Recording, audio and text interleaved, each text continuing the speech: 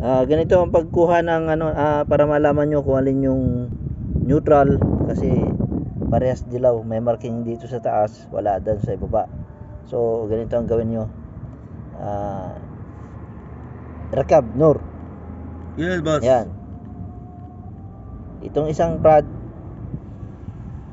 itatouch natin doon sa isang tubo. Ngayon, wala tayong ma-reading. Ibig sabihin, yan yung neutral. Pag wala kayong ma-reading.